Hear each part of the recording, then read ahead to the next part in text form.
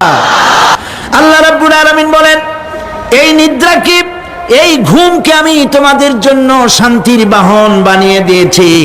আলাম ইয়ারাউ আন্না জাআলনাল লাইলা লিয়াসকুনু ফীহি ওয়ান নাহারা মুবসিরান ইন্না ফী যালিকা লাআয়াতিন লিকাওমি ইউমিনুন।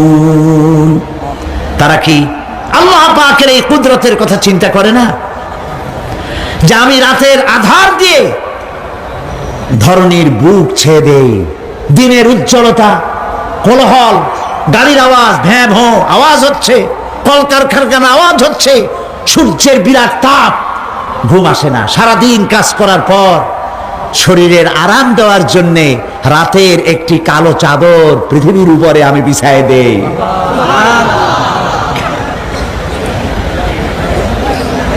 আর মানুষ আরাম গ্রহণ করে, শুধু মানুষ না, সব প্রাণী আরাম গ্রহণ করে। সুবহানাল্লাহ। এবং এরপরে দিনের আলো দিয়ে উদ্ভাসিত করি, যেন বিশ্রামের পর নতুন করে আবার কাজের সমস্ত উদ্দীপনা নিয়ে নতুন করে কাজে ঝাঁপিয়ে পড়তে পারে। কয়েক ঘন্টা অথবা সারাদিন হাড় ভাঙা খাটুনি খেটেছে, রিক্সা চালাইছে, গাড়ি চালাইছে, আড়াই মনের বস্তা মাথায় করে টেনেছে, চিন্তা ভাবনা করেছে। এরপরে যখন এই লোকটি কয়েক ঘন্টা মাত্র নিদ্রা গেল, আরাম পেল, মস্তিষ্ক হালকা হয়ে গেল, হার্টবিট কমে গেল, হাতের পায়ের কর্মোদ্দীপনা বেড়ে গেল, নতুন করে আবার কাজ করার জন্য সুযোগ এসে গেল। দুনিয়ার মানুষকে কর্মক্ষম রাখার জন্য আল্লাহ পাক ঘুমকে বানিয়েছেন নিয়ামত। সুবহানাল্লাহ বলেন। ওয়া মিন আয়াতিহি মানামুকুম বিল-লাইলি ওয়ান-নাহারি ওয়াবতিগাউ মিন ফাদলিহি। আল্লাহ পাক বলেন, তোমাদের রাত আর দিনের বেলায় নিদ্রা যাওয়া, এবং এটাই হচ্ছে তার অনুগ্রহ। রাত আর দিনের নিদ্রা যাওয়ার পরে আমার অনুগ্রহ অর্থাৎ রিজেক তালাশ করার জন্য শরীরের ভিতরে, মনের ভিতরে, হাত পায়ের মধ্যে কর্মের উদ্দীপনা আমি তোমাদের দিয়ে দেই।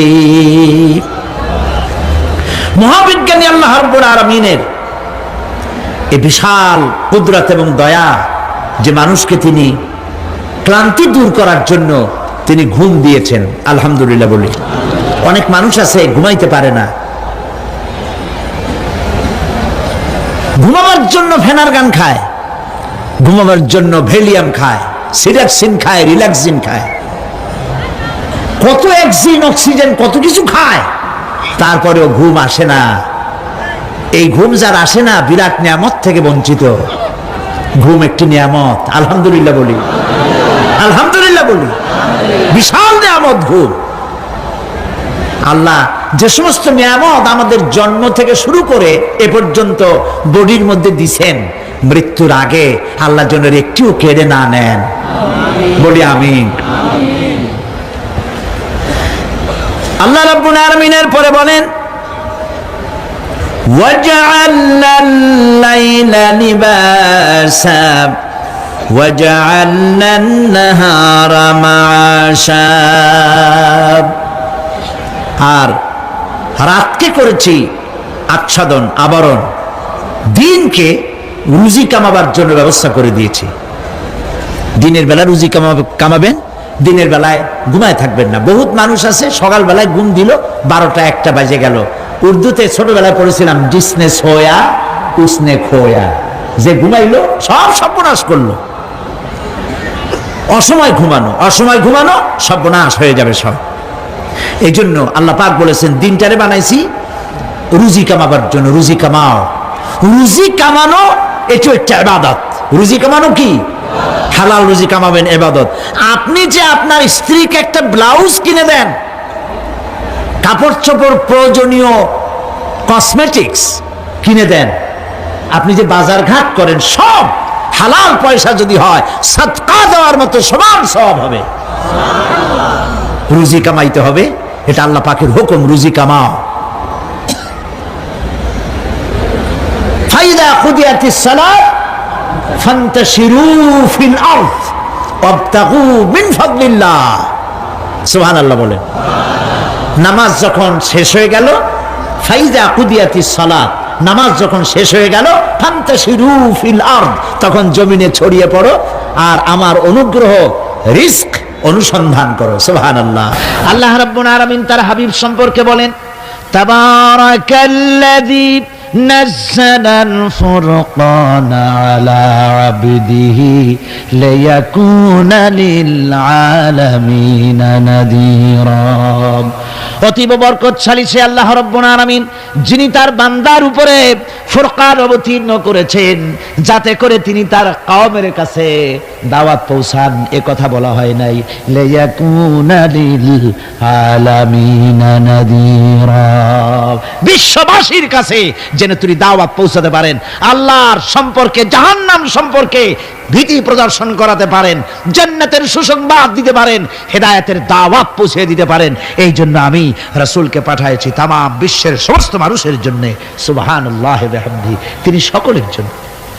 তার সম্মান আর মর্যাদা আল্লাহ রাব্বুল আলামিন এমন ভাবে পেশ করলেন, তার মর্যাদা এত বেশি, নবীর মর্যাদা এত বেশি, মুহাম্মদ সাল্লাল্লাহু আলাইহি ওয়াসাল্লাম যদি উম্মতের কোনো ব্যাপারে যদি বলেন হ্যাঁ, অমনি উম্মতের জন্য তা হালাল হয়ে যায়। সুবহানাল্লাহ পড়ে। কে আছে এমন যে তার মুখের কথা আইন, কোন পরামর্শের ধার ধারে না, মুখের কথাটা কি আইন। রাসূল যদি বলেন হ্যাঁ, উম্মতের জন্য কি হয়? হালাল। হালাল। রাসূল বলছেন না, উম্মতের জন্য কি হয়ে গেল? হারাম হয়ে গেল। সুবহানাল্লাহ ওয়া বিহামদিহি। এটা হচ্ছে আল্লাহ তার রাসূলকে লেজিসলেটিভ পাওয়ার, আইন তৈরি করার অধিকার আল্লাহ তার হাবিবকে দিয়েছেন। রাসূল ছিলেন শারে', শরীয়ত প্রণেতা। হালাল হারামের সীমারেখা কোরআনে যা আছে এটুকুনি শেষ নয়, হালাল হারামের সীমারেখা রাসূল পাককে প্রদান করার জন্য, নির্ধারণ করার জন্য আল্লাহ পাক তাকে পারমিশন দিয়েছেন, পাওয়ার দিয়েছেন। ওয়ামা আতাকুমুর রাসূলু ফাখুযুহু ওয়ামা নাহাকুম আনহু ফান্তাহু। এই আয়াত দিয়ে প্রমাণিত হয় রাসূল তোমাদের জন্য যা দেন তা গ্রহণ করো, যা নিষেধ করেন তার থেকে বিরত থাকো, ফিরে থাকো। রাসূল পাক সাল্লাল্লাহু আলাইহি ওয়াসাল্লামের ইজ্জত সম্মান এভাবে আল্লাহ দান করলেন। হ্যাঁ বললে হালাল হয়ে যায়, না বললে হারাম হয়ে যায়। রাসূলের মর্যাদা এত বেশি, তিনি যদি পথ চলেন, পা উঁচু করলে আরশ আজিম পর্যন্ত চলে যান। তিনি যদি আল্লাহর দরবারে মোনাজাত করেন, মোনাজাত করতে দেরি আছে, কবুল হতে দেরি নাই। হাত তোলা লাগে না, হাত তোলা লাগে না। আমরা যে হাত তুলে মোনাজাত করি, রাসূল সাল্লাল্লাহু আলাইহি ওয়াসাল্লাম হাত তুলেছেন, আবার অনেক সময় হাত তোলেননি। কোন সময় হাত, হাদিস শরীফে এসেছে এভাবে হাত উঁচু করেছেন আকাশের দিকে, হাদিস শরীফে এসেছে বগলের সাদা চামড়া দেখা গিয়েছে, এভাবে আল্লাহর কাছে দুহাত তুলে, দুহাত প্রসারিত করে আল্লাহর কাছে কামনা করেছেন। এমন সত্তা, মনে এরাদা করতে দেরি, কবুল হতে দেরি নেই। হাদিস শরীফে এসেছে হযরত আবু হুরায়রা রাদিয়াল্লাহু তাআলা আনহু একবার রাসূল করিম সাল্লাল্লাহু আলাইহি ওয়াসাল্লামের দরবারে কাঁদতেছিলেন। হুজুর জিজ্ঞেস করলেন, আবু হুরায়রা তুমি কাঁদো কেন? হুজুর হযরত আবু হুরায়রা বলেন, হুজুর আমার মা আমাকে মেরেছে, আমি সেই জন্য কাঁদতেছি। হুজুর বলেন, মা তোমাকে মারলো কেন? কোনো বেয়াদবি করেছো নাকি? তিনি বললেন, না কোনো বেয়াদবি করি নাই, তবে মারলো কেন? হযরত আবু হুরায়রা বলেন, হুজুর আমার মা হচ্ছেন মুশরিকা, আমার মা কাফের। আমি অনেক রাত হয়েছিল বাড়ি ফিরতে, আমার মা জিজ্ঞেস করলো এত রাত কোথায় ছিলি? আমি বললাম, মা তাম পৃথিবী যে কদম মোবারক চুমতে পারলে নিজেকে ধন্য মনে করে, আমি সেই রাসূলের দরবারে ছিলাম, আসতে দেরি হয়ে গেছে। ইয়া রাসূলুল্লাহ, আপনার নাম শোনা মাত্র আমার মায়ের গায়ে আগুন জ্বলে গেল। সহ্য করতে না পেরে আমাকে মায়ের আরম্ভ করে দিল। বলল, আবু হুরায়রা হয় আমার বাড়ি ছাড়বি, না হয় মুহাম্মদ সাল্লাল্লাহু আলাইহি ওয়াসাল্লামের ঘর ছাড়বি, কোনটা করবি কর। আমি বললাম, মা তোমার গায়ে যত শক্তি আছে সমস্ত শক্তি দিয়ে তুমি আমাকে প্রহার করো, আমি তামাম তোমার বাড়িটা শুদ্ধা তামাম দুনিয়া ছেড়ে দিতে পারি, কিন্তু রাসূল পাক সাল্লাল্লাহু আলাইহি সাল্লামের কদম মোবারক ছাড়তে পারি না। ভাইরা আমার, হযরতে আবু হুরায়রা কাঁদতেছেন। আল্লাহর নবী বলেন, তুমি কাঁদো কেন? তোমার মা তোমাকে মেরেছেন, আমি এখানে কি করব? এখানে তো আমি কোনো দখল আন্দাজ করতে পারি না, আমি কি করতে পারি? এখানে ইন্টারফেয়ার তো আমি করতে পারি না, মা তোমারে মেরেছে। হযরত আবু হুরায়রা বলেন, ইয়া রাসূলুল্লাহ, মায়ের বিরুদ্ধে কোনো নালিশ করার জন্য আপনার কাছে আমি আসি নাই। বলে, কেন এসেছো? হযরত আবু হুরায়রা বলেন, হুজুর এসেছি এই জন্যে, আমি জানি আপনি যদি আল্লাহর দরবারে কোনো ব্যাপারে দোয়া করেন, আল্লাহ রাব্বুল আলামিন তা মঞ্জুর করে নেন। আপনি মেহেরবানি করে আমার মায়ের হেদায়েতের জন্য আল্লাহর কাছে দোয়া করুন। হুজুর সাল্লাল্লাহু আলাইহি ওয়াসাল্লাম দুহাত উঁচু করলেন, বললেন, আল্লাহুম্মা ইহদি উম্মা আবি হুরায়রা, আয় আল্লাহ, আবু হুরায়রার মাকে তুমি হেদায়েত নসিব করে দাও। এই দোয়া রাসূল করতেছেন। হুজুরকে দোয়ার মধ্যে ফেলে রেখে আবু হুরায়রা দৌড় আরম্ভ করেছে বাড়ির দিকে। পেছন থেকে কয়েকজন সাহাবী তারা দৌড়ে গেল। আবু হুরায়রা দৌড়ায় কেন? এত ভদ্র মানুষ, কোন সময় কারোর সাথে রাগারাগি করে না, দৌড়ায় কেন? নিশ্চয়ই কোনো বিপদ বুঝি হয়ে গিয়েছে, পিছন থেকে জামা টেনে ধরেছে। কি হয়েছে, দৌড়াও কেন? হযরত আবু হুরায়রা বলেন, আমার জামা ছেড়ে দাও, আমাকে দৌড়াতে দাও। আমি দৌড়াইয়া বাড়ি পৌঁছে গিয়ে দেখতে চাই, আমি আগে দৌড়ে বাড়িতে গেলাম না নবীজির দোয়া আমার আগে আমার বাড়ি পৌঁছে গেল, কোনটা হলো আমি সেটা দেখতে চাই। হযরত আবু হুরায়রা দৌড়াতে দৌড়াতে ঘরের কাছে গিয়ে নক করেছে। ভিতর থেকে আওয়াজ এলো, কে? কিছুক্ষণ পর মা আমার বেরোলেন, মাথার চুল দিয়া পানি পড়তেছে, বুড়া মানুষ।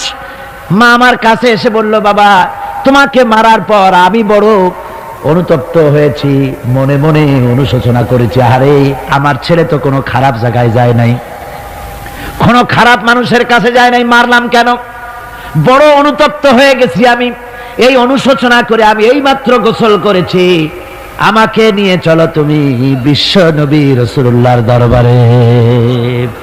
আমার ভাইরা, রাসূল পাক সাল্লাল্লাহু আলাইহি ওয়াসাল্লাম, আল্লাহর নবী এমন এক মহান সত্তা ছিলেন যে তিনি দোয়া আল্লাহর দরবারে হাত উঁচু করতে দেরি আছে, কিন্তু দোয়া কবুল হতে দেরি নাই। হিজরত করে মদিনায় এসেছেন, নামাজ পড়তে দিল চায়, কাবা শরীফের দিকে ফিরে যদি নামাজ পড়তে পারতাম দিলটা বড় ভালো লাগতো, কিন্তু হাত উঁচু করে মোনাজাত করতেছেন না, আল্লাহর কাছে বলতেওছেন না যে আল্লাহ তুমি আমার কিবলাটা বাইতুল মুকাদ্দাস থেকে ফিরাইয়া মক্কা শরীফে বাইতুল্লাহর দিকে ফিরাই দাও, মুখেও বলতেছেন না, মনেও না, শুধু আকাশের দিকে বারবার তাকাচ্ছেন, মোনাজাত করেন নাই। মনে মনে আশা পোষণ করতেছেন যদি এমন একটা ওহী নাজিল হয়ে যেত। আল্লাহ রাব্বুল আলামিন সঙ্গে সঙ্গে রাসূল জোহরের নামাজ পড়তেছিলেন, 2 রাকাত পড়া হয়ে গেছে, এমন সময় ওহী নাজিল হয়ে গেল, ক্বাদ নারা তাকাল্লুবা ওয়াজহিকা ফিস সামা। ও নবী, আমি দেখতে পেয়েছি বারবার আপনি আকাশের দিকে তাকাচ্ছেন, সুবহানাল্লাহ, আমি দেখতে পেয়েছি। ফালানুওয়াল্লিয়ান্নাকা কিবলাতান ফাওয়াল্লি ওয়াজহাকা শাতরাল মাসজিদিল হারাম। আর দেরি নাই, আপনার মনের আশা পুরা হয়ে গেছে, এক্ষুনি আপনার কিবলা পরিবর্তন করুন। হুজুর 2 রাকাত পড়েছিলেন বাইতুল মাকদাসের দিকে ফিরে, বাকি 2 রাকাত তিনি মক্কা শরীফের কাবা শরীফের দিকে ফিরলেন। আজও পর্যন্ত সেই মসজিদ আছে, সাক্ষ্য দিচ্ছে নবীর কথা কিভাবে মঞ্জুর হয়। মসজিদে কিবলাতাইন মদিনা মুনাওয়ারায় সেই মসজিদ আজও আছে। ভাইরা আমার, রাসূল পাক সাল্লাল্লাহু আলাইহি ওয়াসাল্লাম এত বড় মর্যাদা সম্পন্ন ব্যক্তিত্ব, মহান ব্যক্তিত্বের উম্মতের মধ্যে আল্লাহ আমাদের শামিল করেছেন। শুকরিয়া স্বরূপ আমরা পড়ি আলহামদুলিল্লাহ। জোরে সোরে পড়েন আলহামদুলিল্লাহ। আমার ভাইরা, মর্যাদা এত বেশি আল্লাহ রাসূলকে আল্লাহ রাব্বুল আলামিন দান করেছেন। এই পৃথিবীতে কোন মানুষের সঙ্গে যদি আপনি বেয়াদবি করেন, তিনি আপনার বাপ হোক, তিনি আপনার মা হন, অথবা আপনার উস্তাদ হন, অথবা আপনার পীর হন, যে কেউ হোক না কেন, কারো সঙ্গে যদি কোনো বেয়াদবি হয়ে যায় তো শুধু একটা বেয়াদবি ছাড়া আর কিছুই না। কিন্তু নবীজির সঙ্গে যদি কেউ বেয়াদবি করে সেটা শুধু বেয়াদবি থাকে না, কুফরি হয়ে যায়। কি হয়ে যায়? কুফরি হয়ে যায়। রাসূলুল্লাহকে কেউ তাওহীন করলে, অসম্মান করলে, সমালোচনা করলে কাফের হয়ে যায়। যারা বলেন কি হয়ে যায়? কত বড় মর্যাদা! রাসূল পাক সাল্লাল্লাহু আলাইহি ওয়াসাল্লাম, তার সামনে সাহাবায়ে কেরাম বসা, হুজুর কথা বলছেন, সাহাবায়ে কেরাম তারাও কথা বলছেন। কথা বলতে বলতে এক পর্যায়ে সাহাবীদের গলার আওয়াজ বড় হয়ে গেছে। হুজুরের গলার আওয়াজ শোনা যায় না, সাহাবীদের গলার আওয়াজটা বড় হয়ে গেল। আল্লাহ রাব্বুল আলামিন এতটুকু বরদাস্ত করলেন, আমার নবীর গলার আওয়াজের চাইতে তোমাদের আওয়াজ বড় হলো কেন? সঙ্গে সঙ্গে ওহী নাজিল হয়ে গেল। আল্লাহ রাব্বুল আলামিন বলেন, ইয়া আইয়ুহাল্লাযীনা আমানু লা তারফাউ আসওয়াতাকুম ফাওকা সাউতিন নবী। ও বিশ্বাসীরা, খবরদার, তোমরা যারা ঈমান এনেছো শোনো, তোমাদের গলার আওয়াজ যেন আমার নবীর গলার আওয়াজের চাইতে বড় না হয়ে যায়। যদি তা হয়, আনতাহবাতা আমালুকুম, জীবনের সমস্ত ভালো কাজগুলি আমি আল্লাহ বরবাদ করে দেব। আজ পর্যন্ত এই আয়াতে কারিমা রাসূল পাক সাল্লাল্লাহু আলাইহি ওয়াসাল্লামের রওজায়ে আতহারের সামনে সবুজ সাইনবোর্ডের উপরে সোনার অক্ষর দিয়ে এই আয়াতে কারিমা লেখা রয়েছে, সুবহানাল্লাহ। সর্বকালের, সর্বযুগের সর্বশ্রেষ্ঠ মহামানব, সর্বশ্রেষ্ঠ বিশ্বনবী, আল্লাহর পরে যার মর্যাদা, তিনি হচ্ছেন মুহাম্মদ রাসূলুল্লাহ সাল্লাল্লাহু আলাইহি ওয়াসাল্লাম। তার অনুসরণ করা ইবাদত, তার অনুসরণ করা কি? আর তার নাফরমানি করা কুফরি। আল্লাহ রাব্বুল আলামিন বলেন, নবী আপনি বলুন, কুল ইন কুনতুম তুহিব্বুনাল্লাহ ফাত্তাবিউনি ইউহিব্বুকুমুল্লাহ ওয়া ইয়াগফির লাকুম যুনুবাকুম ওয়াল্লাহু গফুরুর রহিম। নবী বলুন, তোমরা যদি আল্লাহকে ভালোবাসো, মুমিনদেরকে শোনানো হচ্ছে, শোনো, তোমরা যদি আল্লাহকে ভালোবাসো, ফাত্তাবিউনি, ও নবী আপনি বলে দেন যে তাহলে আমার অনুসরণ করো। কার অনুসরণ? নবীর। কার অনুসরণ? নবীর অনুসরণ। আল্লাহরে যদি ভালোবাসো, এ দাবি যদি সত্য হয়, আমার অনুসরণ করো। আর আমার অনুসরণ যদি করো, আল্লাহ পাক বলেন, নবী শুনায় দেন, আপনার অনুসরণ যারা করবে আল্লাহ তাদেরকে ভালোবাসবেন। আর শুধুই ভালোবাসবেন না, তামাম জিন্দেগির সকল গুনাহ খাতা রব্বুল আলামিন মাফ করে দিবেন। জীবনের সব গুনাহ মাফ হয়ে যাবে যদি হুজুরের অনুসরণ করা যায়। বিশ্বকবি, কবি সম্রাট আল্লামা ইকবাল রহমাতুল্লাহ আলাইহি বলেছেন, কি মোহাম্মদ সে वफा तूने तू हम तेरे हैं, ये जहां चीज ही क्या लोहो कलम तेरे हैं। মুহাম্মদ সাল্লাল্লাহু আলাইহি ওয়াসাল্লামের সঙ্গে মুহাব্বত জুড়ে দাও, আকাশ আর জমিন তো দূরের কথা, লৌহ কলম পর্যন্ত আমি আল্লাহ তোমার জন্য করে দেব। তুমি মুহাম্মদের হয়ে যাও সাল্লাল্লাহু আলাইহি ওয়াসাল্লাম, তার অনুসরণ করো, তার অনুকরণ করো জীবনের সব ক্ষেত্রে। ভাইরা আমার, তিনি হচ্ছেন আদর্শ। ভালো করে শুনুন, এই পৃথিবীতে কোন পীর সাহেব, কোন খাজা বাবা, কোন মাওলানা সাহেব, কার অন্ধ অনুকরণ করা যাবে না। যাবে চোখ বুঝে, চোখ বুঝে, বিনা প্রশ্নে, বিনা তর্কে যার অনুসরণ করতে হবে তিনি হচ্ছেন মুহাম্মদ রাসূলুল্লাহ সাল্লাল্লাহু আলাইহি ওয়াসাল্লাম। বিনা প্রশ্নে। কোন পীর সাহেব বললেন সকালবেলায় 10,000 বার আল্লাহু আল্লাহু করো, আল্লাহ আল্লাহ আস্তে হু জোরে, অথবা লা ইলাহা ইল্লাল্লাহ 500 বার জিকির করো, লা ইলাহা আস্তে ইল্লাল্লাহ জোরে। আর ইল্লাল্লাহ কোন কোন মুরিদরা তো এত জোরে করে তাতে কলব থাকলেও পারে গেলেও পারে। আপনি ওই পীর সাহেবের কথা মতো এই জিকির করবেন, আপনাকে দেখতে হবে রাসূল পাক সাল্লাল্লাহু আলাইহি ওয়াসাল্লাম এইরকম জিকির করেছেন কিনা। ঠিক কিনা বল? সাহাবায়ে কেরাম রিদওয়ানুল্লাহি তাআলা আলাইহিম আজমাইন তারা এরকম জিকির করেছেন কিনা। যদি রাসূল এরকম জিকির করে থাকেন, সাহাবায়ে কেরাম এরকম জিকির করে থাকেন, অবশ্যই সেই জিকির আমরা করব। ঠিক কিনা? অন্ধভাবে কাউকে গ্রহণ করব না। কেউ পাগড়ি বাঁধলো, পেছনটা 6 হাত লম্বা রাখলো, আমার পীর সাহেব, সেই জন্য আমি বুঝি আমিও 6 হাতের জায়গায় বরকতের জন্য 12 হাত একেবারে লম্বা করে টানতে টানতে আসবে রাস্তার উপর, এরকম করব না। জামাটা কেমন হবে, মোষটা কেমনে কাটবো, দাড়িটা কিভাবে রাখবো, টুপিটা কিভাবে লাগাবো, খানা কিভাবে খাবো, তারপরে কিভাবে কি করব আর না করব, সবটার মানদণ্ড হচ্ছেন কে? উসওয়ায়ে হাসানা। লাকাদ কানা লাকুম ফি রাসূলিল্লাহি উসওয়াতুন হাসানা। গ্রহণযোগ্য একমাত্র মহত্তম আদর্শ হচ্ছে তোমাদের রাসূল। তাকে দিয়ে গ্রহণ করতে হবে। পায়ের নখটা কেমনে কাটবে, মাথার চুলটা কেমনে কাটবে, আদর্শ হচ্ছেন মুহাম্মদ রাসূলুল্লাহ সাল্লাল্লাহু আলাইহি ওয়াসাল্লাম। ওই রাসূলের অনুকরণ করে কোন পীর সাহেব, কোন মাওলানা সাহেব যদি বলে, তাহলে তাকে অনুসরণ করা যাবে। তবে মিলায়ে দেখতে হবে যে কথা ঠিক আছে কিনা, উনি যা বলছেন, উনি যা করছেন, ওইটা ঠিক আছে কিনা।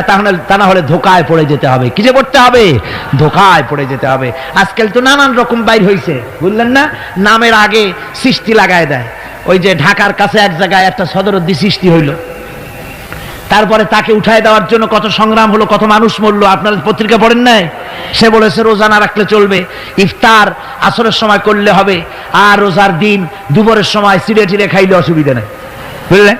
যশোরে গেলাম, সেখানে শুনলাম সেই পাকিস্তান আমলে এক পীর নাকি আসছিল, এসে বলে গেছে, ভাই আসল পর্দা মনের পর্দা, এর থেকে বাইরের কোনো পর্দা না। লোক দেখা না পর্দাটা করে লাভ কি, আসল পর্দা মনের পর্দা। তারপরে মনে মনে নামাজ পড়ো, মনে মনে রোজা রাখো, মনে মনে হজ করো, যাকাত দাও, মনটা সাফ হয়ে গেলে তোমার আর কোনো অসুবিধা নাই। এই মনের পীর আসলো, আমি সেই এলাকায় গেলাম, যাইয়া শুনি এই রকমের কাম করছে। আমি বললাম, ওই লোকটা যদি আবার আসে, আম গাছের সাথে বান্ধা ধুইও। তারপরে সে যখন বলবে যে আমার তো পেশাব পায়খানা করা লাগবে, আমারে ছাড়ো, তোমরা বলবা যে না, ছাড়া যাবে না। মনে মনে যদি নামাজ পড়া যায়, মনে মনে পেশাব পায়খানা করুন। যদি বলে আমার ক্ষুধা লাগছে অথবা পানি পান করব, তৃষ্ণা লেগেছে, বলতে হবে মনে মনে যদি রোজা রাখা যায় তো মনে মনে খাওয়া দাওয়ার কামটা সাইরে নেন মেহেরবানি করে। এই ধরনের কিছু সংখ্যক লোক বেরিয়েছে, যাদেরকে লোকেরা সাহাবীদের চাইতে, নবীদের চাইতেও বড় মনে করে। আশ্চর্য কথা, বিভিন্ন জায়গায় ধরনের পীর হয়, তাদের আবার নওরোজ অনুষ্ঠান হয়, তাদের জন্ম দিবসে তাদেরকে গোসল করানো হয়, সেই গোসলের পানি আবার মুরিদেরা খায়। জোরে কর নাউজুবিল্লাহ, জোরে কর নাউজুবিল্লাহ।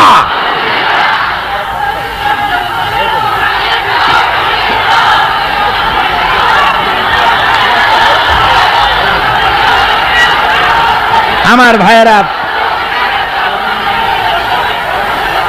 পীর সাহেবের গোসল করা পানির ভিতরে মুসলমানদের জন্য কোনো বরকত নাই। আছে কোনো বরকত? প্রশ্নে ওঠে না। তার শরীরের কত জায়গা ধুইয়া পানি পড়তেছে, আর সেইটা মুরিদরা খায়। লজ্জা নাই, শরম নাই, ঘৃণা পর্যন্ত নাই। খুলনার এক এলাকা আছে এক পীর সাহেব, তার মুরিদরা তার পায়ের বুড়ো আঙ্গুল চষে, চুষতে চুষতে প্রায় ঘা বানায় ফেলেছে। তা আমি মুরিদদের জিজ্ঞেস করলাম যে তোমরা এরকম পা আঙ্গুল চষো কেন? কয় যে হুজুরের মারেফত পায়ের আঙ্গুল দিয়ে পেটের মধ্যে ঢুকবে, সেই জন্য। কি ধরনের খোরাফাত, কি বিদআত! রাসূল পাক সাল্লাল্লাহু আলাইহি ওয়াসাল্লাম যা করেন নাই, সাহাবায়ে কেরাম যা করেন নাই, সেগুলি চালু হয়ে গেছে সমাজে। এর থেকে বাঁচতে হবে, আপনাকে মনে রাখতে হবে, কলিজার মধ্যে ঈমান রাখতে হবে। কোন পীর সাহেব, কোন মাওলানা সাহেব ফু দিয়া আমার ভাগ্য ভালো বানায় দেবে অথবা আমাকে ভাগ্য নষ্ট করে দিবে, আমি আল্লাহর কসম তো বিশ্বাস করি না। আমার ভাগ্য,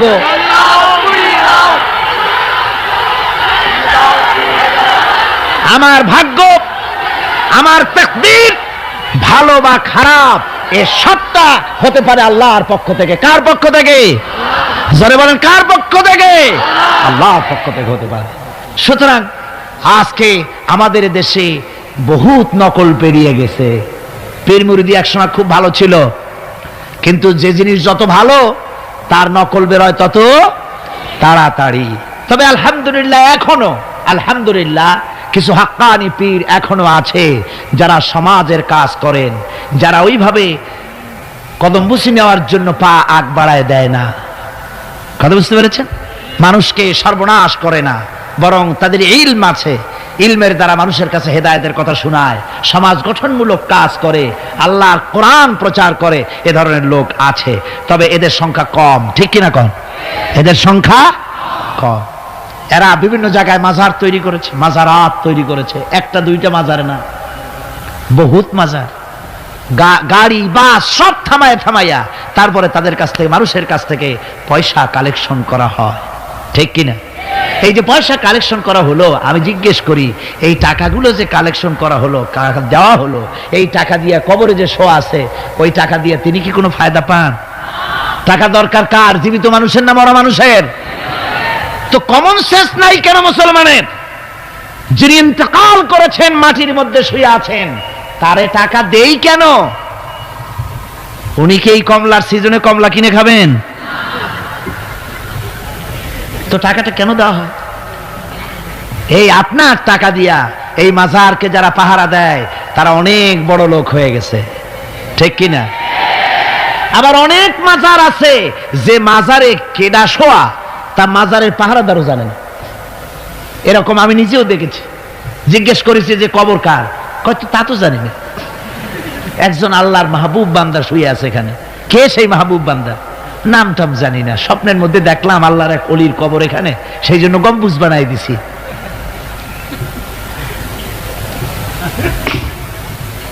একটা রিসালার মধ্যে দেখেছি, একটা রিসালার মধ্যে লেখা হয়েছে যে একজন পীর সাহেবের এক মুরিদ ছিল। তো পীর সাহেবের বাড়িতে এক মাজার আছে, সেই মাজারকে কেন্দ্র করে প্রতি বছর ওরস হয়। মুরিদ সে গরিব মানুষ, ব্যবসা বাণিজ্য করে খায়। তারপরে সে, তার একটা গাধা ছিল, সেই গাধার উপরে সওয়ার হয়ে বাজার ঘাট করতো, মালপত্র আনা নেওয়া করে, ওই দিয়ে তার জীবিকা নির্বাহ হতো। একদিন তার গাধাটা মারা গেল। সেই রিসালার মধ্যে লেখা হয়েছে যে লোকটা তখন গাধা মরেছে, এর আর কিচ্ছু নাই, জমি জমাও নাই, খাবে কি করে? খুব দুঃখ পেল মনে। আর এই গাধা যদি মরে কুলে পড়ে থাকে তাহলে দুর্গন্ধ হবে।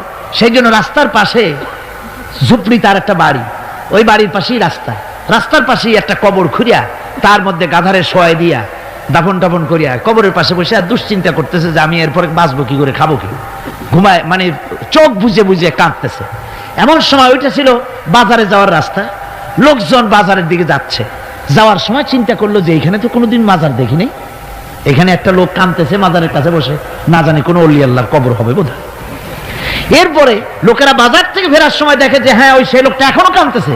তখন যার কাছে যা ছিল, কেউ 2টা পান ফিয়ে গেল, কেউ একটা বেগুন, কেউ 2টা চিংড়ি মাছ, কেউ 2টা টাকা, কেউ একটু মরিচ, এইভাবে তরি তরকারি চাউল যার কাছে যা ছিল কিছু কিছু দিয়ে গেছে। কিছুক্ষণ পর সন্ধ্যার দিকে লোকটা মনে করলো আর কতক্ষণ কান্দি, এখন বাড়ি যাই। চোখ খুলে দেখে চতুর্দিকে খাদ্য খাবার, তরি তরকারি, পয়সা করি। কই যে মাশাআল্লাহ, শুনছিলাম হাতি বাঁচতেও লাখ টাকা, মরলেও লাখ টাকা। সে কথা যে গাধার ব্যাপারে খাটে তা তো জানি না। এই গাধা মরেও তো আমার বাঁচায় গেছে। এখন ওই কবরের উপরে, গাধার কবরের উপরে চাদর টাদর চড়ায় চড়ায় দিয়া ওইখানে জুজ্জাত করে বসছে। বছর খানিক চলে গেল, লোকেরা পয়সা কড়ি দেওয়া শুরু করলো। এরপরে সেখানে সে ইট পাটকেল জোগাড় করলো, একটা বিল্ডিং তৈরি করলো, সামনে সাইনবোর্ড লাগাই দিল হযরত গেদা শাহ রহমাতুল্লাহ আলাইহির মাজার। মানুষ প্রতি বছর ওর সেখানে জমা হচ্ছে, টাকার অভাব নাই। এখন এই লোক যার মুরিদ, সেই পীর সাহেবের কাছে অন্যরা এসে কয় হুজুর আপনার মাজারের আর বরকত কি, আপনার মুরিদের মাজারের কাছে মানুষ ভরা, টাকার অভাব নাই। পীর সাহেব কৌতূহল হলো যে ও আবার একটা মাজার পাইলো কই। তারপরে একদিন ওই মুরিদকে ডেকে বললো, বাবা সত্যি কথাটা আমারে কও, এই মাজার কার? মুরিদ কয় যে হুজুর আপনি আমার ওস্তাদ, আপনার কাছেই সব শিখছি, কিন্তু এই কথা কাউকে বলবেন না। বললেন না, বল না কি হয়েছে, মাজারটা কার? বললো যে হুজুর যে গাধাটা নিয়ে ব্যবসা করতাম, ওই গাধাটা মরে গেল, তারে কবরে দিয়ে টিয়া এরপরে পরে এই ঘটনা হয়েছে। পীর সাহেব কয় আমি আরো চিন্তা করছিলাম যে না জানি কোনো সত্যি কোনো পীর সাহেবের মাজার, অসুবিধা হয় নাই, তোমার ওখানে যেটার কবর ওইটার মায়ের কবর হলো আমার বাড়িতে। মানে ওই বাচ্চা গাধাটা পীর সাহেব দিয়েছিল তারে। আমার ভাইরা আপনারা আশ্চর্য হবেন, বাংলাদেশে এরকম বহুত মাজার আছে, সে মাজারের কোনো ঠিকানা নাই, কার মাজার তারও কোনো খোঁজ খবর নাই। মানুষকে শোষণ করে টাকা পয়সা লুণ্ঠন করা হতেছে। মাজার একটা হলে তার উপরে চাদর দেওয়া লাগবে, আগরবাতি দিতে হবে, মোমবাতি দিতে হবে, গোলাপ পানি ছিটাতে হবে। কোথায় পেয়েছেন? কোন হাদিসে পেয়েছেন? মাজারে যদি চাদর দিতে হতো, রাসূল পাক সাল্লাল্লাহু আলাইহি ওয়াসাল্লামের কবরের উপরে লোকেরা সুতার চাদর দিত না, নিজের কলিজা বার করে কলিজা দিয়ে চাদর বিছায় দিত হুজুরের মাজারের উপরে। জান্নাতুল বাকিতে গিয়ে দেখুন, জান্নাতুল বাকিতে আছে শহাদায়ে উহুদ আছে, সেখানে সাহাবায়ে কেরাম আছে, আজওয়াজে মুতাহহারাত আছে, বানাতে রাসূল, ইবনে রাসূল, আহলে বাইত সেখানে শুয়ে আছেন। হযরত ওসমান রাদিয়াল্লাহু তাআলা আনহুর মতো লোক সেখানে ঘুমিয়ে আছেন। রাইসুল মুফাসসিরিন হযরত ইবনে মাসউদ রাদিয়াল্লাহু তাআলা আনহু সেখানে ঘুমিয়ে আছেন। হযরত ইবনে আব্বাসের উনি ওখানে, ওনার কবর হচ্ছে গিয়ে তায়েফে। এ ধরনের ইতিহাসের মধ্যে এসছে জান্নাতুল বাকির মধ্যে কমসে কম 10,000 সাহাবায়ে কেরামদের মাজার আছে। সুবহানাল্লাহ। যায় দেখেন তো জান্নাতুল বাকিতে একটা চাদর আছে নাকি? যারা হজ করতে গেছেন কোন চাদর দেখেছেন? আগরবাতি আছে, মোমবাতি আছে, গোলাপ পানি আছে। সুতরাং এই বিদআত থেকে বাঁচতে হবে মুসলমানদেরকে। মুসলমানদের সাথে সম্পর্ক মসজিদের, মুসলমানদের সাথে সম্পর্ক কিসের? অবশ্যই মাজারের সাথে সম্পর্ক নয়। মাজারের সাথে সম্পর্ক শুধু এতটুকু, আল্লাহর ওলিদের মাজারকে ঘেরাও দিয়ে সুন্দর করে রাখুন, যাতে করে অপবিত্র না হয়। লোকেরা কেউ যদি আসে জিয়ারত করার সুযোগ পায়, শিরক বিদআত থেকে মুক্ত হয়ে এতটুকুন করা যেতে পারে। কিন্তু বিশাল আকারের গম্বুজ করে লাইট জ্বালাতে হবে, আগরবাতি মোমবাতি দিতে হবে, এটা সম্পূর্ণ বিদআত। এক শ্রেণীর লোকেরা এগুলি করে ব্যবসা করতেছে। সেই জন্য বলছি যে আমাদের ইত্তেবা করতে হবে রাসূলের। কার ইত্তেবা করতে হবে? যারা রাসূল করেন নাই, যা সাহাবায়ে কেরাম করেন নাই, তা আমরা করতে পারি না। এই জন্য আমার মুসলমান ভাইয়েরা, আল্লাহর প্রতি ঈমান, রাসূলের প্রতি ঈমান। ঈমানের অর্থ হলো আল্লাহর নবীর যে কথাগুলি তিনি বলে গিয়েছেন তার ওসওয়াকে ধরে রাখা, রাসূলের আদর্শ দিয়ে পায়ের নখকাটা থেকে শুরু করে মাথার চুল পর্যন্ত গ্রহণ করতে হবে। নবী মুহাম্মদ রাসূলুল্লাহ সাল্লাল্লাহু আলাইহি ওয়াসাল্লামের তিনি যেভাবে যা করেছেন তার উল্টা পাল্টা একটাও করা যাবে না, সব করতে হবে কার কথা মতো? রাসূল পাক সাল্লাল্লাহু আলাইহি ওয়াসাল্লামের কথা মতো। রাসূলের প্রতি ঈমান এর অর্থ হলো তিনি হচ্ছেন আইনদাতা। তিনি আইন ও বিধান দিয়েছেন আল্লাহর পক্ষ থেকে। আইন ও বিধান কার পক্ষ থেকে দিয়েছেন? আল্লাহর পক্ষ থেকে। তিনি যে বিচার করেছেন সেই বিচারক হিসাবে তাকে গ্রহণ করতে হবে। তিনি যে বিধান দিয়েছেন সেটাই মানতে হবে। তিনি শাসক ছিলেন, তিনি রাষ্ট্রপতি ছিলেন, তিনি সব ছিলেন, সকলের জন্য তিনি আদর্শ। তিনি যুবকের আদর্শ, তিনি নানার আদর্শ, তিনি স্বামীর আদর্শ, তিনি পিতার আদর্শ, তিনি রাষ্ট্রপতির আদর্শ, তিনি সেনাপতির আদর্শ, তিনি শ্রমিকের আদর্শ, তিনি সকলেরই আদর্শ। ঠিক কিনা কন? সকলের আদর্শ। রাসূলের ফয়সালা প্রত্যেকটি উম্মতকে মানতে হবে। একবার একজন মুসলমান আর একজন ইহুদি রাসূলের কাছে গিয়ে উপস্থিত হলেন। ইহুদি গিয়ে নালিশ করলো হুজুরের কাছে মুসলমানের বিরুদ্ধে। হুজুর সাল্লাল্লাহু আলাইহি ওয়াসাল্লাম সে নালিশ শুনে তিনি ফয়সালা দিলেন ইহুদির পক্ষে। মুসলমান ব্যক্তি অসন্তুষ্ট হয়ে গেল। তিনি চলে গেলেন হযরত ওমরের কাছে, গিয়ে বললেন, ভাই ওমর, একটা জিনিসের বিচারের সানি করার জন্য আপনার কাছে এসেছি। কি সানি? বলে যে মুহাম্মদ সাল্লাল্লাহু আলাইহি ওয়াসাল্লামের কাছে গিয়েছিলাম, তিনি এই বিচারটা করলেন, আমি মুসলমান, নামাজ পড়ি, চাঁদা দিই, জিহাদে যাই, আর আমার পক্ষে রায় না দিয়ে রায় দিলেন তিনি ইহুদির পক্ষে। আপনি মেহেরবানি করে বিচারের সানিটা করে দেন। হযরত ওমর বলছেন, অবশ্যই আমি সানি করব, বসো। হযরত ওমর ঘরে চলে গেলেন। ঘরের ভিতর থেকে একটা তরবারি নিয়ে এলেন।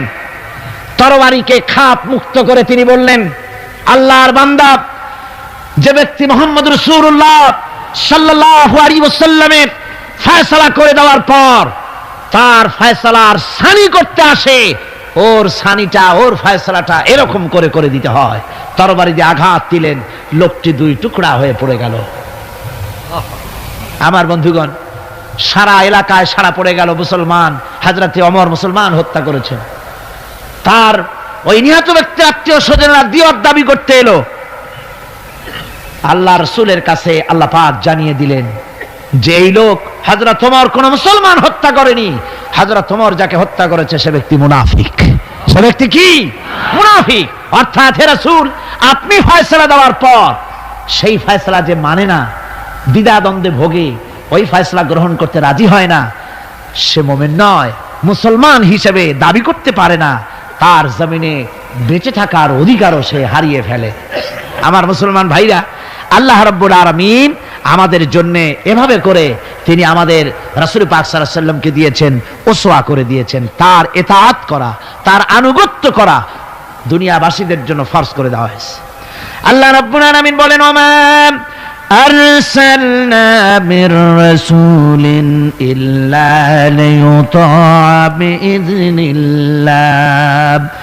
আমি যে রাসূল পাঠিয়েছি তাদের আনুগত্য করতে আমি বাধ্য করে দিয়েছি। তাদের আনুগত্য শুধু এই জন্যই করতে হবে লোকদেরকে, যেহেতু তারা নির্দেশ করেন আল্লাহর হুকুম অনুযায়ী। আল্লাহর নির্দেশ অনুযায়ী নবীদের আনুগত্য সকলেরই করা লাগবে।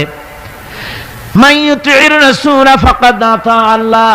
আল্লাহ পাক বলেন, যে ব্যক্তি রাসূলের আনুগত্য করে সেজন্য আমি আল্লাহ রাব্বুল আলামিনের আনুগত্য করলো। জোরে বলেন সুবহানাল্লাহ।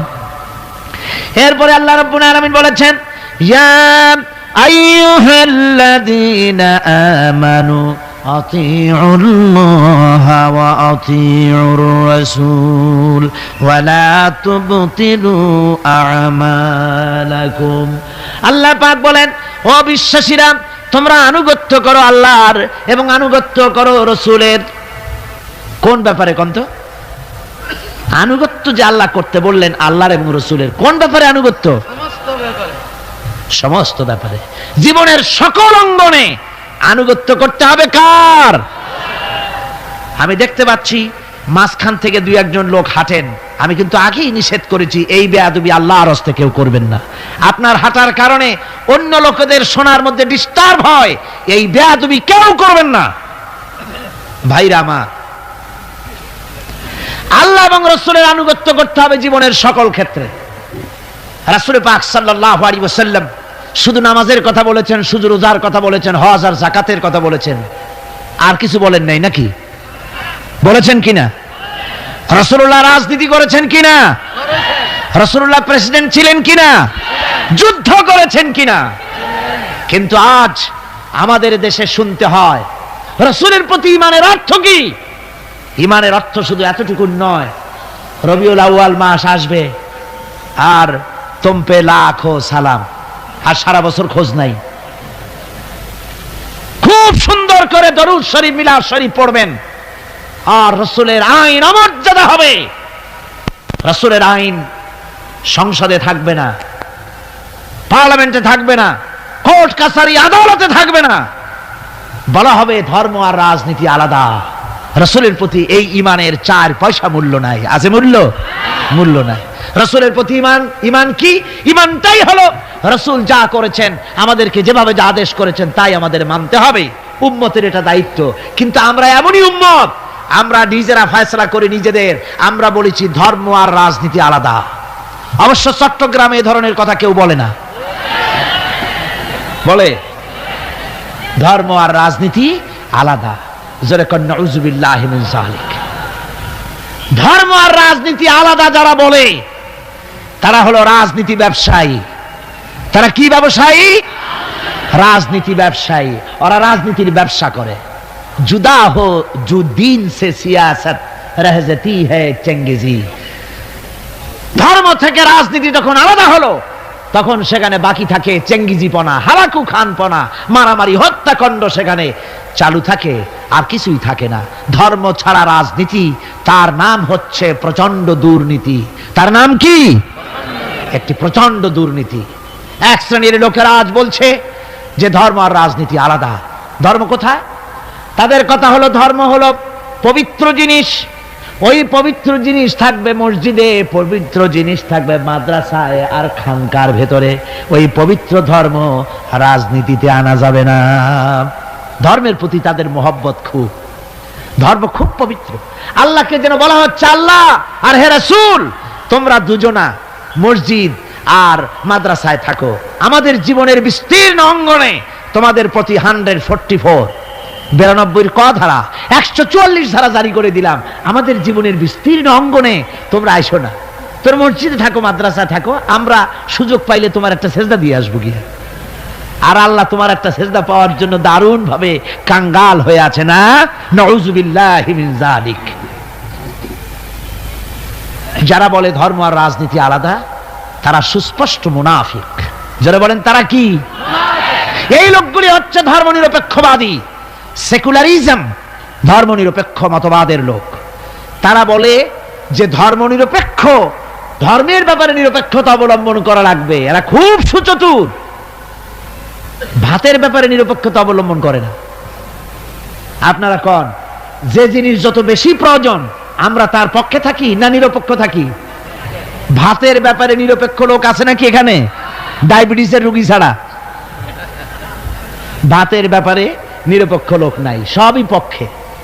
আচ্ছা, ঘুমটা আমাদের জন্য জরুরি কিনা? এই ঘুমের আমরা পক্ষে না বিপক্ষে? নিরপেক্ষ আছে কেউ নাই। বিবাহ যারা করে নাই সেই সব যুবকদের জন্য বিবাহটা জরুরি কিনা? এই জরুরি বিষয়ের প্রতি যুবকদের কি মত? এ ব্যাপারে কি নিরপেক্ষ না পক্ষে? খুব জোরেই বলেছে পক্ষে। তাহলে বোঝা গেল যে জিনিস যত বেশি জরুরি আমরা সেইটার পক্ষে, আর যেটা জরুরত নাই আমরা সেটা পক্ষে নাই। তাহলে ধর্ম কি এতই অজরুরি বিষয় যে এইটার ব্যাপারেই আমরা শুধু নিরপেক্ষ হয়ে থাকবো? নাউযুবিল্লাহি মিন যালিক। ধর্মের ব্যাপারে নিরপেক্ষতা অবলম্বনকারী একটা রাজনৈতিক দল আমাদের দেশে কাজ করতেছে, ঠিক কিনা? ধর্ম নিরপেক্ষ মতবাদের সপক্ষে তারা কোরআনে কারীমের আয়াত বলে। তারা বলে মৌলভী সাহেবরা কি বুখারী পড়ে নাই? বুখারীর মধ্যে আছে লাকুম দীনুকুম ওয়ালিয়া দীন। আর অনুসারীরা তখন চিন্তা করে, বাপরে, আমাদের নেতি খান বুখারীও পড়ে, আজীব তামাশা। লা ইকরাহা ফিদ্দীন, এর মধ্যে ধর্ম নিরপেক্ষতার গন্ধ নাই। সূরাটির নাম হচ্ছে সূরা কাফিরুন। সূরাটির নাম কি? কাফেরেরা বলেছিল, হে মুহাম্মদ সাল্লাল্লাহু আলাইহি ওয়াসাল্লাম, ধর্মের ব্যাপারে আমাদের ভিতরে বড় ঝগড়াঝাটি প্রায় লেগে থাকে, সুতরাং ধর্ম নিয়ে বাড়াবাড়ি না করে আসো, আমরা এক কাজ করি, তোমরা কিছুদিন আমাদের প্রতিমাগুলির সামনে এসে একটু পূজা দিয়ে যাও, আর আমরাও কয়েকদিন তোমাদের মসজিদে গিয়ে আল্লাহর সেজদা দিয়ে আসবো। এইভাবে আমরা ধর্মকে 50-50 ভাগাভাগি করে নেই। কাফেরেরা, তোমরা যার ইবাদত করো আমরা তার ইবাদত করি না, আবার আমরা যার ইবাদত করি তোমরা তার ইবাদত করো না, সুতরাং লাকুম দীনুকুম ওয়ালিয়া দীন। সুতরাং তোমাদের ধর্ম তোমাদের জন্যে, আমাদের ধর্ম আমাদের জন্যে। তার মানে তোমরা তোমাদের ধর্ম নিয়ে থাকো, আমরা আমাদের ধর্ম নিয়ে থাকি। এটা কি নিরপেক্ষের কথা হলো না পক্ষের কথা হলো? ওই বেওকুফরা তারা মানুষকে বিভ্রান্ত করতে চায়, কোরআনে কারীমের আয়াতকে নাজায়েজ তরিকায় তারা ব্যবহার করে। আবার বলে লা ইকরাহা ফিদ্দীন, মৌলবীরা জানে না ধর্মের মধ্যে বাড়াবাড়ি নাই। কত বড় মুফাসসির এক একজন! ধর্মের মধ্যে বাড়াবাড়ি নাই, লা ইকরাহা ফিদ্দীন, ধর্মে বাড়াবাড়ি। এটা কিসের কথা? এ কথাটা হচ্ছে মুসলমানদেরকে বলা হচ্ছে, অমুসলিমদেরকে বাধ্যতামূলক ভাবে ভয় দেখিয়ে, প্রলোভন দেখিয়ে, ত্রাস সৃষ্টি করে কোন ক্রমে তাদেরকে মুসলমান বানানো যাবে না। ইচ্ছে করে যদি কেউ আসে ইসলামের সৌন্দর্যে মুগ্ধ হয়ে, মোস্ট ওয়েলকাম, তাকে গ্রহণ করো। বাড়াবাড়ি করা যাবে না, ভয় দেখানো যাবে না, লোভ দেখানো যাবে না। এটা হলো লা ইকরাহা ফিদ্দীন। আর এই বেওকুফরা এই আয়াতকেও নিয়েছে তাদের ধর্ম নিরপেক্ষতার ক্ষেত্রে। আমি জিজ্ঞেস করতে চাই, সেকুলারিজম দিয়ে যাদের মন মস্তিষ্ক ভরপুর, সেসব ভাইদেরকে জিজ্ঞেস করি, বিবেক দিয়ে চিন্তা করুন, ধর্ম নিরপেক্ষ আপনি কেন হবেন? দুনিয়ার কোন পয়গম্বর কি ধর্মের ব্যাপারে নিরপেক্ষ ছিলেন? আপনি যার উম্মত, আমরা যার উম্মত, বিশ্বনবী তিনি কি ধর্মের ব্যাপারে নিরপেক্ষ ছিলেন? রাসূলুল্লাহ রীতিমতো রাষ্ট্রপ্রধান ছিলেন, প্রেসিডেন্ট ছিলেন, সুবহানাল্লাহ পড়ে। 12.5 লক্ষ বর্গ মাইল শাসন করেছেন, প্রেসিডেন্ট ছিলেন মুহাম্মদ রাসূলুল্লাহ সাল্লাল্লাহু আলাইহি ওয়াসাল্লাম। জীবনে বহু যুদ্ধ করেছেন, এই যুদ্ধের কমান্ডার ইন চিফ ছিলেন, প্রধান সেনাপতি ছিলেন, সশস্ত্র যুদ্ধ করেছেন, মোকাবেলা করেছেন অস্ত্র নিয়ে। শ্রমিক হয়ে কাজ করেছেন, শ্রম সমস্যার সমাধান করেছেন। মসজিদে নববী ছিল এই রাজনীতির প্রাণ কেন্দ্র। মসজিদে নববী কি ছিল? রাজনীতির প্রাণ কেন্দ্র। রাসূলুল্লাহ এখানে বসেই রোম, শাম, পারস্য বিজয়ের পরিকল্পনা করতেন। এখানে বসেই উহুদ, বদর, হুনাইন, ইয়ারমুক যুদ্ধের সৈন্য রিক্রুট করেছেন মসজিদ নববীর ভেতরে বসে, এখানে বসে রাষ্ট্রদূতদের সঙ্গে সাক্ষাৎ প্রদান করেছেন, বিচার ফায়সালা করেছেন মসজিদের মধ্যে। আর আজ বলা হয় মসজিদের মধ্যে রাজনীতি বলতে দেওয়া হবে না। মসজিদের মধ্যে কেউ কি ইলেকশনের কথা, মসজিদের মধ্যে কেউ কি তার দলের কথা বলে? বলে কোরআনের রাজনীতির কথা। কিসের রাজনীতির কথা বলে? কোরআনের রাজনীতির কথা বলে। সুতরাং ধর্ম আর রাজনীতি আলাদা, এই কথা যারা বলে, এই সেকুলারিজমের লোকেরা, তারা শুনে রাখুন, ধর্মনিরপেক্ষ মতবাদ একটি কুফরি মতবাদ। এটি কি মতবাদ? জোরে বলতে হবে, এটা কি মতবাদ? এটি একটি কুফরি মতবাদ। ধর্ম নিরপেক্ষতার মানে হচ্ছে ধর্মহীনতা। ধর্মনিরপেক্ষতার মানে কি? ধর্মহীনতা। ওরা কোনদিন সব সময় বলবে ধর্মকে ব্যবহার করতেছে রাজনীতিতে। বেচারা তোমরাও ধর্মের কথা বলো না, তা ওরা বলবে না। ওরা ওদের কর্মীদেরকে কখনো নামাজের কথা বলবে না। যদি বলে, তা বলে এই জন্য, তোমরা নামাজ পড়ো মসজিদে যাইয়া দেখো কেউ রাজনীতির কথা বলে নাকি। নামাজ পড়ার জন্য নয়, রাজনীতি কেউ করে নাকি তা দেখার জন্য, গোয়েন্দাগিরি করার জন্য। হায় রে কপাল পোড়ার দল। আমার দেশে এই ভণ্ডামি ছিল না। ধর্মনিরপেক্ষ মতবাদ একটা ভণ্ডামি। জোরে বলেন, এটা কি? আমার দেশে এটা ছিল না। এই ভণ্ডামিমূলক ধর্মনিরপেক্ষতা রাজনীতি বাংলাদেশে ছিল না। 1971 সনের পরে যারা ক্ষমতা এলো, তারা ভারত থেকে, ভারতের কাফেরদের তৈরি করা পৃথিবীর এই নিকৃষ্ট মতবাদ বাংলাদেশে আমদানি করেছে।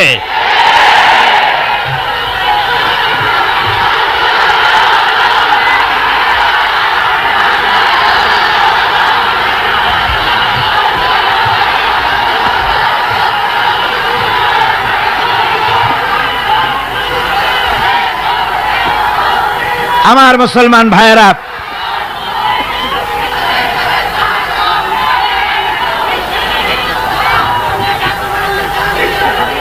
এই যে কোরআন শরীফ, এই কোরআন শরীফ মানতে হবে মুসলমানদেরকে।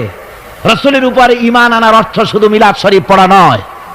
কোন নেত্রী কি বলল, তার ধার কোন মুসলমান ধারতে পারে না। মুসলমান ধার ধারবে আল্লাহর আর রাসূলের। ঠিক কিনা? কোন যারা বলেন ঠিক কিনা? ভারতের গোলাম এরা বলে ধর্মনিরপেক্ষতার মানে ধর্মহীনতা নয়। যদি ধর্মনিরপেক্ষতার অর্থ ধর্মহীনতা না হবে, তাহলে 1971 সনের পরে তোমরা ক্ষমতায় এসে বিশ্ববিদ্যালয় সমূহের মনোগ্রাম থেকে ইকরা বিস্মি রাব্বিকাল্লাযী খালাক রাব্বি জিদনি ইলমা, এই আয়াত দুটিকে তুলে ফেললে কেন বলো? কোন জবাব আছে? কোন জবাব নাই। সলিমুল্লাহ মুসলিম হল নাম ছিল, মুসলমান শব্দ বাদ দিয়েছে। নাম ছিল সলিমুল্লাহ মুসলিম হল, মুসলিম শব্দ বাদ দিয়ে দিল। তারপরে নজরুল ইসলাম কলেজ, ইসলাম সহ্য হলো না, ইসলাম বাদ দেয়া শুধু নজরুল কলেজ। ওদের যে দল, সেই দলটার নামের মধ্যেও একটা মুসলিম শব্দ ছিল। জি, ওদের দলটার নামের মধ্যে মুসলিম শব্দ ছিল, ছিল না? সেই শব্দটুকুনো তারা বরদাস্ত করে নাই। আমি ওদের দলের নাম নিতে চাই না, আপনারাই বুঝুন ওদের দলের নামের মধ্যে মুসলিম শব্দ ছিল কিনা। হিন্দুদের পাঁচাটা গোলাম, এই দলটি তাদের নাম থেকে মুসলিম শব্দকে বের করে দিয়েছে। এদের কাছে ইসলাম আর মুসলমান সবচাইতে সহ্যের বাইরে। তাই যখন ভারতে শত শত মসজিদ ভাঙে উগ্রপন্থী হিন্দুরা, তখন ভারতের ওই গোলাম দলটি শনি রাখরা ঘুরে বেড়ায়।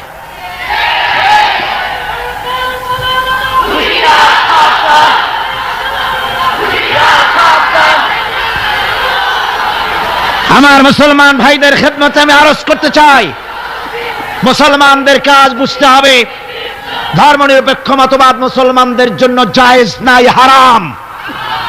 দুনিয়ার সব আলেম একমত, এই ফতোয়ার উল্টা কেউ ফতোয়া দিতে পারবে না। দুনিয়ার সব মুফাসসিরিন, মুহাদ্দিসিন, উলামায়ে কেরাম, মুফতি সব একমত, ধর্মনিরপেক্ষ মতবাদ কুফরি মতবাদ। কি মতবাদ? যারা বলেন কি মতবাদ? কোন মুসলমানের সন্তান যাকে মুসলমানের জন্ম দিয়েছে ধর্মনিরপেক্ষবাদের আন্দোলন করতে পারে না, হারাম হারাম।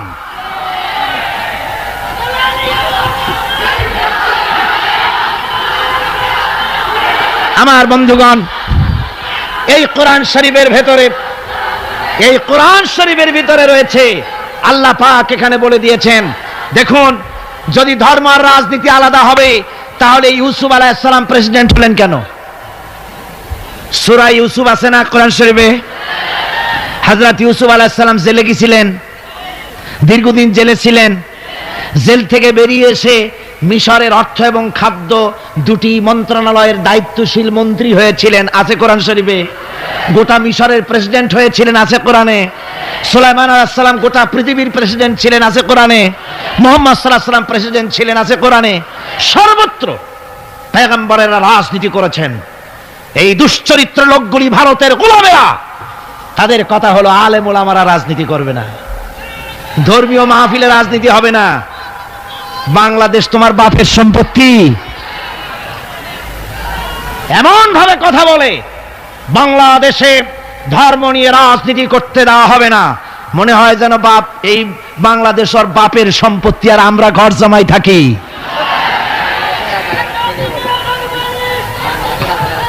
সুতরাং কোরআনের রাসূলের প্রতি ঈমানের অর্থ হলো, রাসূলুল্লাহ যে ধরনের রাষ্ট্র কায়েম করেছেন মদিনায়, ওই রকম রাষ্ট্র কায়েমের শপথ নিতে হবে, এর নাম রাসূলের প্রতি ঈমান, ঠিক কিনা?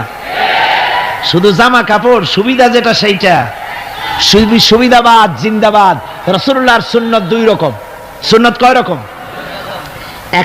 এক ধরনের সুন্নত আমল করা সহজ, আর এক শ্রেণীর সুন্নত আমল করা কঠিন, ঠিক কিনা?